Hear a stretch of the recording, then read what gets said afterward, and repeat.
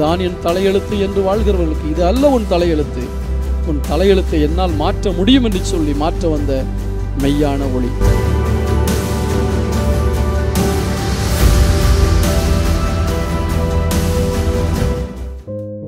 ஆண்டவரும் அருமை இரட்சகருமாகிய இயேசு கிறிஸ்துவின் நாமத்தினாலே உங்கள் யாவருக்கும் என்னுடைய அன்பின் கிறிஸ்மஸ் வாழ்த்துக்கள். முழு உலகமும் இன்றைக்கு கிறிஸ்மஸ் நாளை கொண்டாடி கொண்டிருக்கின்றன.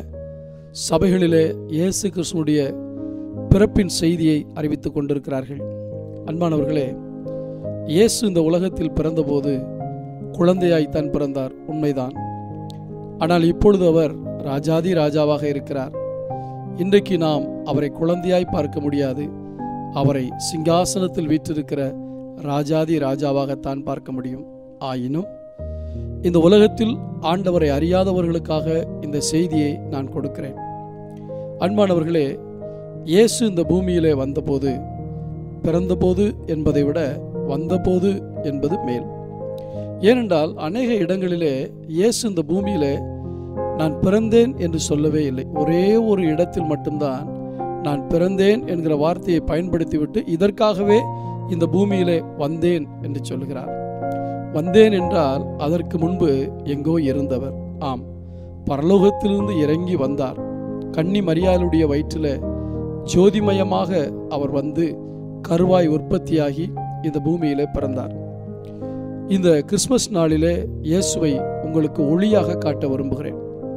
யோவான் 1 அதிகாரம் 9 சொல்லுகிறது, உலகத்திலே வந்து எந்த மனுஷனையும் பிரகாசிப்பிக்கிற ஒளியே அந்த மெய்யான ஒளி. ஆம், இயேசு இந்த பூமியில பிறந்தபோது இருளில் இருக்கிற ஜனங்கள் பெரிய வெளிச்சத்தை கண்டார்கள் என்று வேதம் சொல்லுகிறது. இயேசு கிறிஸ்து இந்த பூமியில பிறந்தபோது மனிதன் வெளிச்சத்தை உடையவனாய் இருந்தானா இல்லையா? ஆம், உடையவனாகத்தான் இருந்தான். தன் வீட்டிலே விளக்கேற்றி வீட்டுக்கு ஒளி கொடுக்க அவனால் முடிந்தது. தன்னுடைய தெருவிலே விளக்கு வைத்து தெருவுக்கு விளக்கு கொடுக்க அவனால் முடிந்தது. தெருவுக்கு விளக்கு கொடுக்க அவனால் முடிந்தது. தன்னை சுற்றிலும் அவன் பல விதங்களிலே வெளிச்சத்தை உண்டாக்க அவனால் முடியும். மெழுகுவர்த்தியோ, அரிக்கேன் விளக்கோ, அல்லது மின்சார பல்போ, அல்லது ஹாலோஜன் பல்போ, ஏன் முச்சந்தி சந்திக்கிற இடத்துல பெரிய லைட்டை வைத்திருக்கிறார்களே அந்த 5 விளக்கோ, எதுவோ மனிதன் தனக்கு வெளியே ஒளியை உண்டாக்கி கொள்ள முடியும். ஆனால் இயேசு கிறிஸ்து இந்த பூமியில பிறப்பதற்கு முன்பாக மக்கள் பாவ இருளில் வாழ்ந்து கொண்டிருந்தார்கள். இயேசு இந்த பூமியில வந்ததற்கு முக்கிய நோக்கம் என்ன தெரியுமா? வேதம் சொல்லுகிறது, அந்தகாரத்திலும் மரண இருளிலும் உட்கார்ந்திருந்தவர்களை அவர் ஆச்சரியமான ஒளியினிடத்துக்கு வரவழைப்பதற்காகத்தான் வந்தார் என்று சொல்லப்பட்டிருக்கிறது. எனவேதான் யோவான் எழுதுகிறான், எந்த மனுஷனையும் பிரகாசிப்பதற்காக இந்த பூமியிலே வந்தார். ஒருவேளை இதை பார்த்து கொண்டிருக்கிற நீங்கள் வெளியே வெளிச்சமாக இருக்கிற உலகத்தில் வாழ்ந்து கொண்டிருக்கலாம், உள்ளத்தில் பலவிதமான இருளுக்குள்ளே வாழ்ந்து கொண்டிருக்கலாம். இருளிலே பலவிதமான இருள் உண்டு. அதில் முதலாவது பாவ இருள், அந்தகாரத்தின் இருள். அசுத்த ஆவிகள் மனிதனை ஆட்டி படைக்கும் பொழுது அவனுக்குள் வரக்கூடிய இருள், மரண இருள் என்று பலவிதமான இருள்கள் உண்டு. எல்லா இருளையும் போக்குவதற்கு மனிதனால் முடியாது. தன்னை சுற்றிலும் இருக்கிற இருட்டை அவனால் போக்க முடியும், மனதில் இருக்கிற இருளை அவனால் போக்க முடியாது. எனவேதான் அவனுக்கு வெளிச்சம் கொடுப்பதற்காக, அதாவது அவனுக்கு வெளியே அல்ல, அவனுக்கு உள்ளே, உள்ளத்தில், அகத்தில் வெளிச்சம் கொடுப்பதற்காக இயேசு ஒளியாக வந்தார். ஆண்டவராகி இயேசு கூட ஒரு இடத்துல சொன்னார், நான் உலகத்துக்கு ஒளியாய் இருக்கிறேன், என்னை பின்பற்றுகிறவன் இருளில் நடவாமல் ஜீவ ஒளியை அடைந்திருப்பான் என்று சொன்னார். ஆம், இந்த உலகத்தில் இருக்கிற எல்லா வெளிச்சத்துக்கும் இப்ப மெழுகுவர்த்தி என்றால் அதற்கு ஒரு மூலப்பொருள் தேவை. அரிக்கேன் விளக்கு என்றால் அதை எரிய வைப்பதற்கு மண்ணெண்ணெய் தேவை. இதை போல மின்சார பல்பு என்றால் அதை எரிய வைப்பதற்கு மின்சாரம் தேவை. மின்சாரம் இல்லாவிட்டால் பல்பு எரியாது. ஆனால் ஆண்டவர் தருகிற ஒளி என்ன ஒளி தெரியுமா? ஜீவ ஒளி. அந்த ஒளியிலே உயிர் இருக்கிறது. ஆம், மரித்து போன மனிதனுடைய ஆன்மாவை வெளிச்சமாக்குகிற அந்த ஒளிதான் ஜீவ ஒளி. அன்பானவர்களை, எந்த மனுஷனையும் பிரகாசிப்பிக்கிற மெய்யான ஒளி என்றால் 4 பேரை பற்றி நான் உங்களுக்கு சொல்ல போகிறேன். இயேசு கிறிஸ்து வாழ்ந்த நாட்களில் முழு உலகத்திலும் மனிதர்கள் பாவ இருளில் தான் வாழ்ந்து கொண்டிருந்தார்கள். பட்டினத்தார் என்று சொல்லக்கூடிய ஒரு பக்தர் சொன்னார், யாதுமறியாத என்னை ஒரு வல்லிருள் மறைக்கிறதே நாதா, அந்த வல்லிருளை போக்குவதற்கு எனக்கு ஒரு ஞான விளக்கு இல்லையே என்று கதறினார். ஒரு பாவமும் அறியாத என்னை ஏதோ ஒரு பயங்கரமான இருள் மறைக்கிறது, அந்த இருளை போக்குவதற்கு ஞான விளக்கு இல்லையே என்றார். அந்த ஞான விளக்கு தான் ஆண்டவராகிய இயேசு. ஜோதி பார்ப்பதற்காக மக்கள் அங்கும் இங்கும் அலைகிறார்கள். அந்த ஜோதி, ஜீவ ஜோதி மனிதனை தேடி வந்தது. எந்த மனுஷனையும் பிரகாசிப்பார். எவ்வளவு மோசமானவனாக இருந்தாலும், எவ்வளவு இருளுக்குள்ளே இருந்தாலும் அந்த மனிதனை இயேசு பிரகாசிக்க வைக்க முடியும். நான் சிலரை உங்களுக்கு அறிமுகப்படுத்த விரும்புகிறேன். ஆண்டவராகிய இயேசு கிறிஸ்து இந்த பூமியிலே வாழ்ந்த நாட்களில் ஒரு வாலிபன் பிசாசினால் பிடிக்கப்பட்டு அவன் கல்லறைகளிலே வாழ்ந்தான் என்று வேதம் சொல்லுகிறது. அவனை அடக்க யாராலும் முடியாதான். அவன் இருக்கிற இடம் வழியாக யாராவது செல்வார்கள் என்றால் அவன் அவர்களை அடித்து விடுவான், அவர்களை உதைத்து விடுவான். அவனை பார்க்கும் பொழுது எல்லாரும் பயந்தார்கள். இந்த மனிதன் எப்படிப்பட்ட மனிதன் தெரியுமா? மற்றவர்களுக்கு அச்சுறுத்தலை ஏற்படுத்தக்கூடிய மனிதன், அல்லது ஆபத்தை விளைவிக்கக்கூடிய மனிதன். ஆம், இன்றைக்கு மனிதன் பாவத்தின் பிடியில் இருக்கிறபடினால் ஒரு சாரார் எப்படி வாழ்கிறார்கள் என்றால், கொலை செய்கிறவர்களாக, தீவிரவாதிகளாக, கொள்ளையடிக்கிறவர்களாக, கற்பழிக்கிறவர்களாக, அதாவது மற்றவர்களுக்கு ஆபத்து விளைவிக்கக்கூடியவர்களாக வாழ்ந்து கொண்டிருக்கிறார்கள். காரணம், அவர்களுக்குள் இருக்கிற இருள் அப்படி செய்ய வைக்கிறது. ஆண்டவராகிய இயேசு கிறிஸ்து இந்த பூமியிலே ஒளியாக வந்தபோது அவர் அந்த மனிதன் பக்கமாய் கடந்து போனார். அவன் அவரை பார்த்தவுடனே ஓடி வந்து பாதத்தில் விழுந்து, உன்னதமான தேவனுடைய குமாரனே, காலம் வருமுன்னே என்னை அழிக்கவா வந்தீர் என்று கேட்கிறான். அவனல்ல, அவனுக்குள் இருளை வைத்திருந்த அசுத்த ஆவிகள். ஆண்டவர் அவனுக்கு விடுதலை கொடுத்து விட்டார். இப்பொழுது அவருடைய பாதத்தில் அமர்ந்து தெளிந்த புத்தியோடு அவருடைய வசனத்தை கேட்கிறான். காரணம் என்ன தெரியுமா? இருளுக்கு அதிகாரி பிசாசு, ஒளியாக இருப்பவர். ஒளிக்கு அதிகாரி அல்ல, ஒளியே இயேசுதான். அந்த ஒளி வந்தபோது இருள் போய்விட்டது.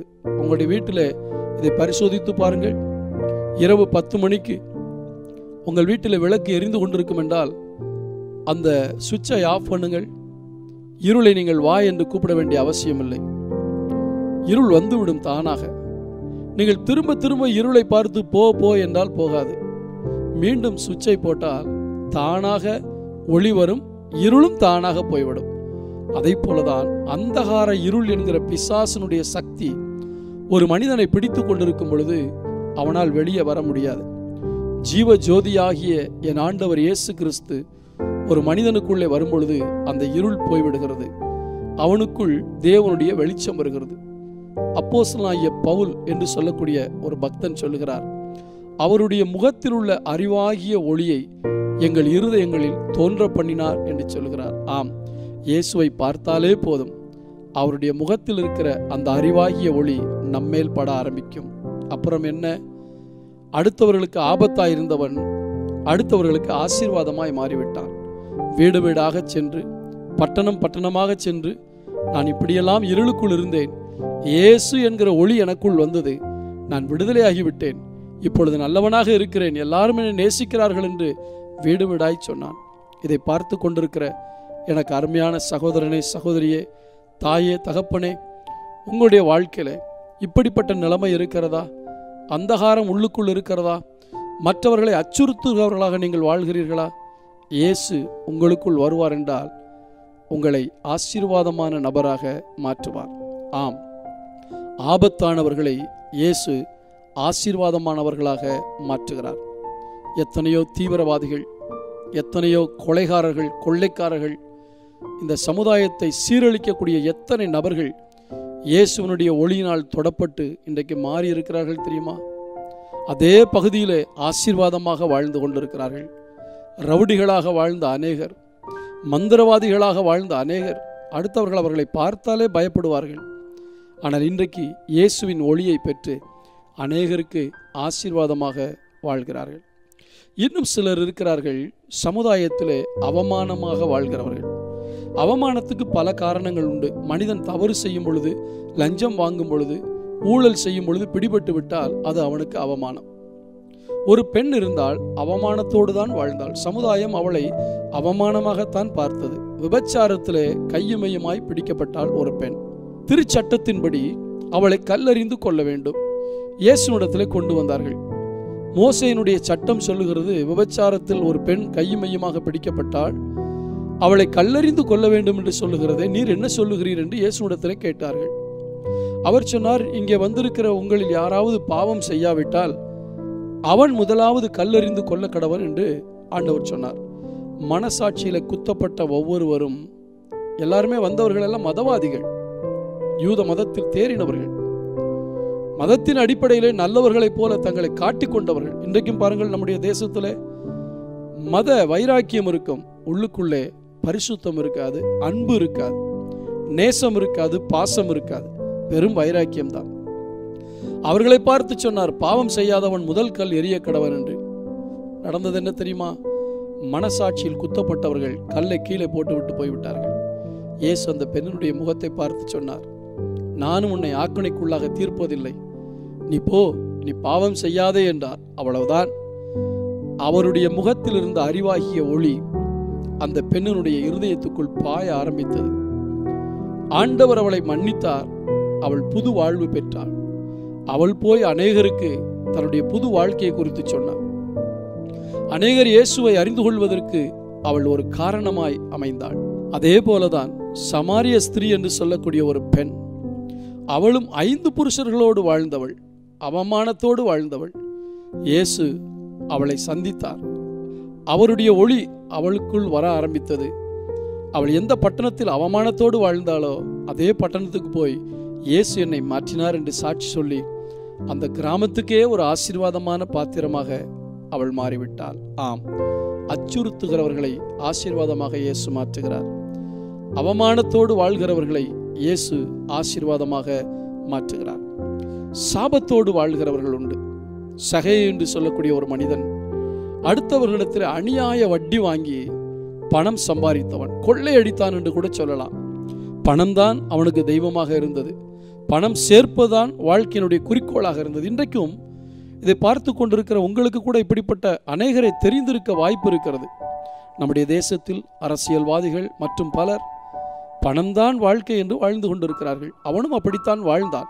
எனவே அநேகர் அவனை சபித்தார்கள். ஐயோ பாவி, இப்படி அநியாயமா வட்டி வாங்குறியே, எங்க வயிற்றில் அடிக்கிறியே, நீ நல்லா இருப்பையா என்றெல்லாம் மக்கள் சபித்திருப்பார்கள். சாபத்தை சுமந்து கொண்டு வாழ்ந்தவன். ஆனால் ஒரு நாள் இயேசு அவனை சந்தித்தார். இயேசுவோடு நடந்து போனான். அவன் மனசாட்சி குத்த ஆரம்பித்தது. ஏனென்றால் இவர் ஒளி அல்லவா, உள்ளே இருள் இருக்க முடியவில்லை. அவன் வழியிலே நின்று சொன்னான், ஆண்டவரே, நான் என்னுடைய ஆஸ்தியிலே பாதியை ஏழைகளுக்கு கொடுக்கிறேன். நான் யாரிடத்திலேயாவது அநியாயமாக வாங்கியிருந்தால் 4 மடங்கு திருப்பி தருகிறேன் என்று சொன்னான். ஆம், ஒளி உள்ளே வந்துவிட்டால் இருள் போய்விடும். அடுத்தவர்களை கொள்ளையடித்து பணம் சம்பாதித்து பணக்காரனாக வாழ்ந்தான், சாபத்தோடு வாழ்ந்தான்.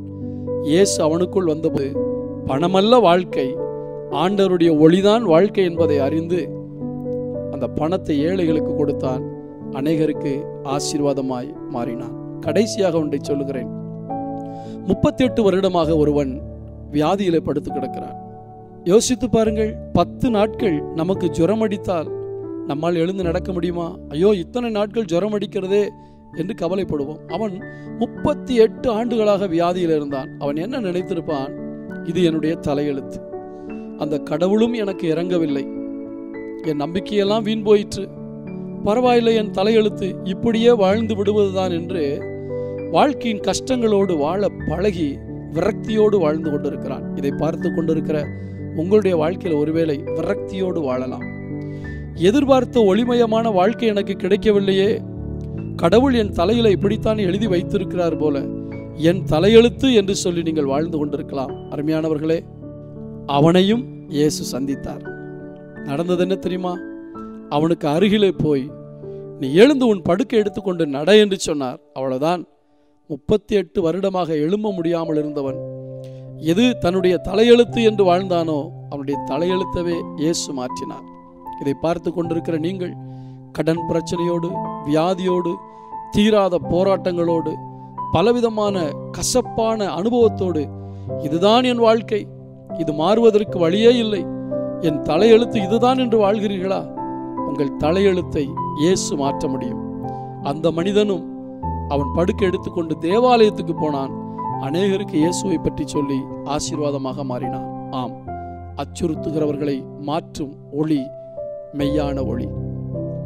அவமானத்தோடு வாழ்கிறவர்களுடைய அவமானத்தை மாற்றி ஆசீர்வாதமாய் மாற்றும் மெய்யான ஒளி. சாபத்தை சுமந்து கொண்டு மற்றவருடைய வெறுப்பை சம்பாதித்துக் கொண்டு வாழ்கிறவர்களை மாற்றி மற்றவர்களுக்கு ஆசீர்வாதமாய் வாழ வைக்கும் மெய்யான ஒளி. இதுதான் என் தலையெழுத்து என்று வாழ்கிறவர்களுக்கு இது அல்ல உன் தலையெழுத்து, உன் தலையெழுத்தை என்னால் மாற்ற முடியும் என்று சொல்லி மாற்ற வந்த மெய்யான ஒளி. அந்த ஒளிதான் ஜீவ ஒளி. அந்த ஜீவ ஒளி உலகில் உதித்த நாள்தான் இந்த கிறிஸ்துமஸ் நாள். உங்கள் அனைவருக்கும் இந்த ஒளி வரும்படியாக நான் ஜெபிக்க போகிறேன். பரிசுத்தத்தில் மகத்துவம் உள்ள தெய்வமே, 2018 ஆண்டுகளுக்கு முன்பாக இந்த பூமியிலே மனிதனை தேடி வந்த தெய்வமே, இதை பார்த்து கொண்டிருக்கிற ஒவ்வொருவருக்காக நான் ஜெபிக்கிறேன்.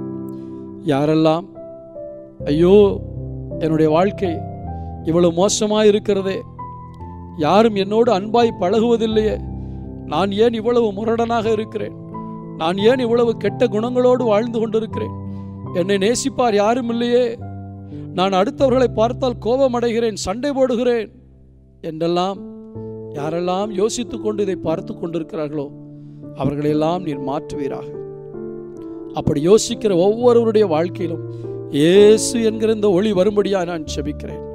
அவமானத்தோடு பல பாவங்களை செய்து சமுதாயத்தில் அவமானம் அடைந்து தலை நிமிர முடியாமல் வாழ்ந்து கொண்டிருக்கிற ஒவ்வொருவரையும் ஆண்டவரே நீர் தொடும்படியா நான் ஜெபிக்கிறேன். உம்முடைய முகத்தின் ஒளி அவர்களுடைய இருதயத்தில் பாய்ந்து வருவதாக ஆசீர்வாதமாய் மாற்றும்.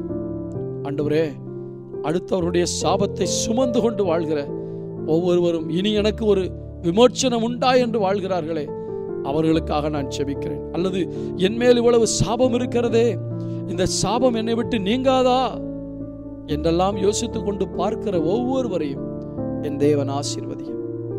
இதுதான் என் தலையெழுத்து என்று வாழ்ந்து கொண்டிருக்கிற ஒவ்வொருவரையும் நீர் மாற்ற முடியும் என்பதை ஒவ்வொருவரும் அறிந்து கொள்ள கிருபை தாரும். இதை பார்த்து கொண்டிருக்கிற ஒவ்வொருவருடைய உள்ளங்களிலும் அவருடைய இல்லங்களிலும் ஜீவ ஜோதியாகிய இயேசு பிரவேசிப்பீராக. எந்த மனிதனையும் பிரகாசிப்பிக்கிற அந்த மெய்யான ஒளி இப்பொழுது இதை பார்த்து கொண்டிருக்கிற ஒவ்வொருவருக்குள்ளும் வரும்படியா நான் ஜெபிக்கிறேன். ஆசீர்வதித்தருளும். இயேசுவின் நாமத்தில் வேண்டிக் கொள்கிறோம் நல்ல பிதாவே, ஆமென். அருமையானவர்களே, இந்த ஒளி உங்களுக்குள் வந்திருக்கும் என்று நான் நம்புகிறேன். God bless you. இந்த இயேசுவை மற்றவர்களுக்கும் சொல்லுங்கள். அதுதான் உண்மையான கிறிஸ்துமஸ். ஒருவேளை இதை கிறிஸ்தவர்கள் பார்த்து கொண்டிருப்பீர்கள் என்றால், கிறிஸ்துவை அறிவிக்காத கிறிஸ்துமஸ் கிறிஸ்தவனுக்கு அழகு அல்ல. நீங்கள் பிறருக்கு இயேசுவை பற்றி சொல்லுங்கள். உங்கள் வாழ்க்கையும் ஆசீர்வாதமாக அமையும். God bless you.